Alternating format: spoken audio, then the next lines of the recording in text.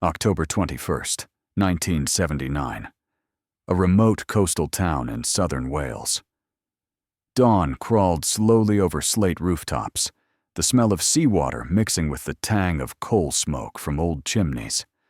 The gulls had been screaming since first light. Fishermen were hauling nets in the small harbor, and the streets were almost empty, except for the occasional milk cart. At the far end of a cobblestone lane stood Bryn Mawr Primary, an Edwardian-era school whose stone walls had darkened with a century of salt-laden air. Elizabeth Bethan Hughes, a 54-year-old mathematics teacher, moved briskly through the main hall, a heavy ring of classroom keys at her hip. Her hair, iron gray, was always pulled into a severe bun, and she wore the same style of tweed skirt year after year. Bethan had been here for more than 3 decades, teaching several generations of families in this fishing community. A widow of 15 years and childless, she lived alone in a small terraced house overlooking the sea. Her world was measured in lessons, timetables, and the quiet pride she took in her students' successes. By all accounts, she was strict but not unkind, a woman of the old school in every sense. Parents trusted her implicitly. Other teachers respected her discipline. The children feared her sharp tongue, but would later remember her as the one who pushed them to dream bigger than the town's narrow horizons. That Sunday night, the Irish Sea had been rough, and by Monday morning the sky was a bruised gray. The first day after the half-term break began in its usual way. Staff greetings at the assembly, the faint scent of chalk dust and floor polish in the corridors, the muted thud of shoes on varnished wooden floors. After her second class, Bethan's Year 6 pupils were scheduled for games in the school's gymnasium, a converted cellar beneath the oldest wing of the building. The gym was dim even at midday, its high-arched windows cobwebbed, its light bulbs humming faintly. To reach it, you had to descend a narrow iron staircase with paint worn smooth by decades of feet. The PE instructor, Mr. Iwan Rees, had already begun setting up, but the tennis rackets were missing. Bethan offered to fetch them. According to Rees, she said she'd only be 5 minutes or so. He watched her disappear down the dark stairwell. It was the last time anyone saw her alive. 10 minutes passed. Rees assumed she'd been waylaid by another teacher. At 15 minutes, irritation began to flicker. By the half-hour mark, unease had set in. He sent a pupil to check the staff room. No sign of her. Rees went to the gym storage room himself. It was unlocked. Inside, the wooden crates of sports gear were neatly stacked. The rackets were still there. Bethan was not. Calling her name brought only the echo of his own voice and the persistent drip of water somewhere in the shadows. He checked the changing rooms, the disused showers, even the old equipment cupboards. Nothing. By the end of the school day, whispers were darting down the hallways. The headmaster rang the local hospital. No accident had been reported. Soon afterward, the police were notified. Bethan's handbag and house keys still sat in her desk upstairs. Her coat was neatly hung on the peg. Her bicycle, the way she always got home, was locked outside in the cracked stone courtyard. It was as if she had walked into the basement and dissolved into thin air. By nightfall, the small-town police had sealed the building. Officers combed every corner with dogs, torches slicing the gloom. The gym, boiler rooms, old maintenance shafts, all were searched. Not a flicker of blood. No witnesses reported seeing her leave. No cries were heard. The boiler was unlit that day, the coal store half empty. Every exit and window was examined. Nothing. There were no security cameras in 1979, not in a Welsh coastal school like this. Interviews with staff and pupils yielded the same chorus. Miss Hughes was steady, calm, and had no quarrels with anyone. She wasn't in debt. She'd never taken a sudden trip. She had no reason to vanish. Yet vanish she had. By the second week, the police hinted at the possibility of a voluntary disappearance, citing a note found in her desk drawer. It was unsigned, written in quick, slanted script. Can't go on like this. Detectives floated theories of exhaustion, perhaps a secret illness, even the notion of a discreet flight to relatives in Liverpool. For some, the idea was comforting. For others, including two of her closest colleagues, it rang false. They knew she'd been saving for a trip to Athens in spring. People who plan for the future don't usually run away without warning. The investigation lost steam before Christmas. Files were shelved, officially recorded as possible missing of own volition. Bryn Mawr whispered about it for a while, then learned to move on. Classes were reassigned. Her nameplate was quietly removed from the classroom door. But in the shadowed corridors and at the back of the staff room, her absence became the stuff of whispers. Children dared one another to go down to the gym after dark. Stories sprouted, of lights flickering when no one was there, of someone hearing the soft tap of a cane on the iron stair, though Miss Hughes had never used one. Her nephew, Garrett, never believed she left willingly. Until his death in 2001, he wrote a letter every Christmas to the police, begging them to reopen the case. No reply ever changed. The building, older than most in town, began to crumble under salt and neglect. And then, 36 years after that October day, the story stirred again. March 2015, the winter storms had finally loosened their grip on the Welsh coast. Daylight lingered a little longer each evening, casting a cold shimmer across the empty playground of Bryn Mawr Primary. The school was already half abandoned, its pupils relocated to portable cabins at the edge of town. Contractors had been hired to demolish the decaying structure and replace it with a glass and steel community academy. On a Tuesday morning, heavy machinery began stripping away the south wing, the oldest part of the building, which included the cellar gym. The noise of the diggers drowned out the cries of gulls. Masonry fell in clouds of chalky dust. Then, one machine's bucket tore through a false wall behind the gym's eastern side. At first, the operator thought he'd snagged an old heating duct. But as the rubble settled, a narrow cavity emerged, barely half a meter wide. Inside, half caught between a rust-streaked steel beam and the concrete, was something that stopped every man on sight. A dense, tangled mass of hair, coarse, silver gray, clotted with time. It was wedged so tightly it looked almost fused into the structure, as though some violent force had jammed it there decades ago. The site foreman swore under his breath and called the police. Work halted. Within the hour, a pair of forensic officers in Tyvek suits picked their way over the loose bricks, kneeling at the cavity with gloved hands. Delicately, they pulled free more trapped strands. Thin fragments of dried plant matter fell with them, tiny petals the color of faded rust. "Marigolds," one officer muttered. "Someone put flowers in here." Further down in the crevice, they found a small metal coin, an old 50p piece from 1978, tarnished but intact, and the button from a dark wool coat. No bones, no fabric scraps, just these strange, stubborn remnants. The frozen moment cracked open a file long buried in archives. DNA swabs from the hair would take days, but the lead detective, D.I. Ira Maddox, had grown up in this county and knew which cold case she was now standing in. Bethan Hughes. Her photograph, stern mouth, intelligent eyes, was back on the incident board within 24 hours. But this time, Maddox wasn't satisfied with the old story of a stressed spinster who wandered off into the mist. The flower petals and coin felt deliberate, ritualistic. And there was another twist the original investigation had ignored. The caretaker in 79 wasn't the only person with unrestricted access to that basement. The first name they revisited was Owen Perry, the caretaker from 1965 to 1984.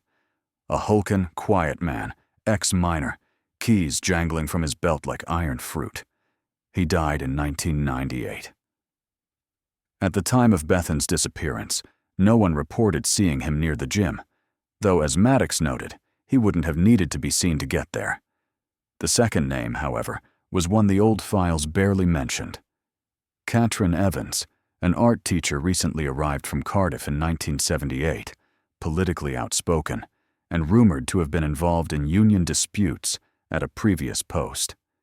She'd had a public argument with Bethan over the allocation of storage space in the basement classrooms just 2 days before the disappearance. In '79, police dismissed her as irrelevant, a fiery woman, but harmless. In 2015, Maddox wasn't so sure.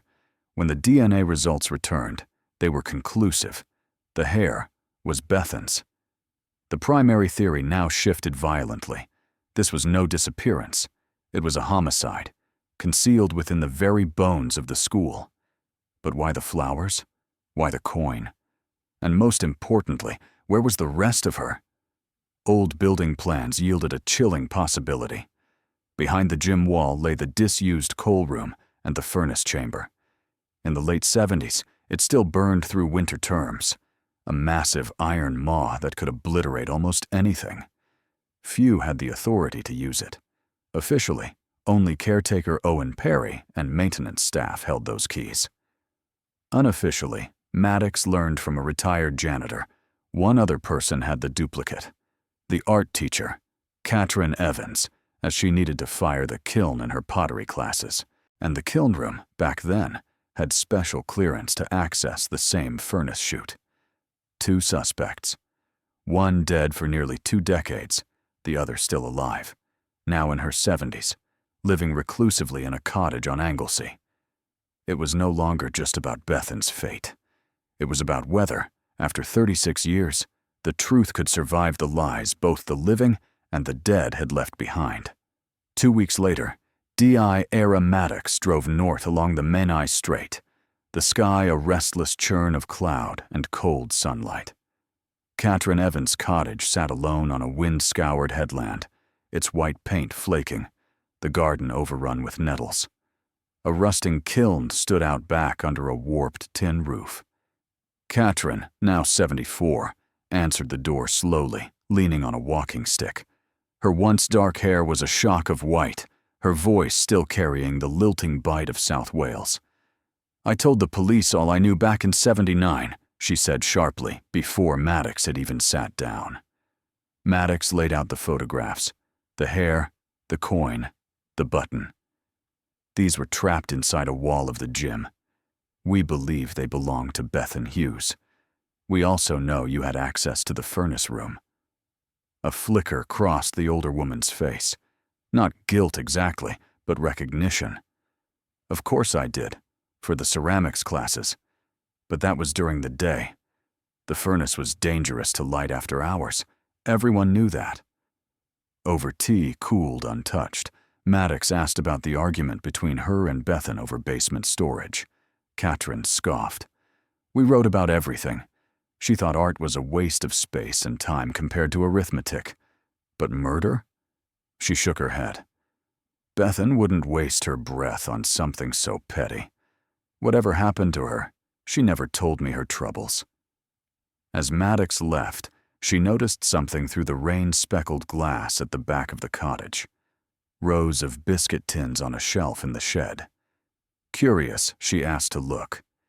Inside one tin lay pressed flowers. Marigolds, the same kind found in the wall. Katrin's explanation came quickly, almost too quickly. "I've pressed flowers since my 20s. Those marigolds, from my mother's grave." It wasn't enough to arrest her, but enough to keep her in the frame. Back in Bryn Mawr, forensic archive work on the old furnace room plans revealed another disturbing note. In the autumn term of 1979, Owen Perry had ordered unspecified nighttime burns on 3 occasions, logging them himself with no supervisor's signature. Coal was rationed that winter. Firing the furnace at night, off timetable, would have raised questions, unless no one knew. A surviving former pupil then came forward, recalling something strange. Staying late for choir practice the week Bethan vanished, she saw Perry hauling a large rolled bundle across the lower corridor toward the furnace room. His face, she said, looked like stone. The problem was, the timeline put Katrin in the building that same night. An art exhibition for parents had run late, and witnesses swore she was cleaning the studio until nearly 9 p.m. The furnace burned until midnight. Who lit it? Who fed it? Maddox's team was now caught between two plausible pictures. Perry, the solitary caretaker with the keys, strength, and opportunity, who conveniently died before the truth emerged. Katrin, fiercely independent, ideologically driven, with her own secret access to the same deadly furnace, and a penchant for marigolds that echoed the hidden shrine in the wall. And then a third wrinkle appeared. A package arrived at the station from an anonymous sender. Inside, a charcoal drawing of Bethan Hughes, wrapped in a yellowing page torn from a 1979 school ledger. The ledger sheet recorded coal deliveries, and 2 extra tons delivered in mid-October that year, right after Bethan vanished. No signature. No prints. Just the faint smell of sea salt on the paper. For Maddox, the case was no longer about reviving an old file. It was about opening doors someone had tried to slam shut for nearly 4 decades. It was a raucous autumn wind that battered the Bryn Mawr police station windows the night D.I. Maddox called her team together. By now, the evidence wall was thick with arrows, timelines, faded yearbook photos, and property maps. But it was the anonymous package with its strange drawing that refused to leave her mind. She ordered a search of the school's remaining archives, and deep in a box of abandoned property ledgers, Detective Harris unearthed an old staff attendance book. In it, a single marginal note. Night Watch, R.J. Howells, Oakey 21, 1979. No one had ever mentioned a security guard. He was a temp, filling in for the regular, and his shift covered midnight to 3 a.m. right after Bethan's disappearance. With a grim sense of hope, Maddox tracked down Ronald James Howells, now 82 and living in a care home in Swansea. He remembered the stormy night, his memory. Heard the furnace rumbling late, well past when it should have been off. Saw the caretaker, Perry was it, in the corridor. He pushed a cart, something bundled up on it, and wouldn't meet my eye. Didn't seem right, but I wasn't paid to ask questions. But then he added something newly chilling. About 3 in the morning, I saw someone else down there, a woman with a scarf on her hair. She was by the wall where the coal bins were. She had flowers. Thought it strange, putting flowers by a wall in the dark. She never looked at me, just tucked them behind the cracks. Pieces at last began to slot together. The marigolds in the coin weren't from the killer, but from a witness, or even a silent mourner. Someone who, after Bethan vanished, must have known she was gone for good. Maddox confronted Katrin once more, this time with the name of the old night watchman and his memory of seeing her near the gym wall in the shadowy hours after Bethan's disappearance. Katrin's mask of defiance faltered. In a slow, trembling voice, she confessed, "I saw the caretaker dragging that bundle. I just knew Bethan was gone. I was terrified. He threatened me, said if I spoke, I'd end up the same. So I did the only thing I could. I crept back down when no one was there and left marigolds, her favorite, from my mother's plot, at the place I'd seen her hair." Her voice shook. The coin? Bethan always gave one to any child in trouble. It felt right, leaving it with the flowers. At last, Maddox understood. The false leads, the flowers, the coin, were a secret memorial, not signs of guilt. The real crime was Perry's, a man broke and bitter, having siphoned off school coal for a side sale on the black market for years. Bethan, disciplined and honest, had begun to notice discrepancies in the fuel ledgers and threatened to report him. The unspecified furnace burns were his failed attempts at both destroying evidence and intimidating anyone who might ask questions. That October night, when Bethan confronted him in the gym corridor, perhaps with evidence in hand, the argument turned violent. Her fate was sealed in silence and fire. The cover-up had worked for decades. But Katrin, scared and mourning, had tried to give Bethan what little tribute she could in a world ruled by those who kept their own counsel. A single act of defiance, half hidden behind a crumbling school wall. As spring finally broke that March in 2015, the new investigation closed with a solemn graveside service on the school grounds. No body to lay to rest, just marigolds, a found button, and an old coin. For Bethan Hughes, the questions were finally answered. For the town, the truth was equal parts sorrow and relief. Proof that silence may keep secrets, but not forever.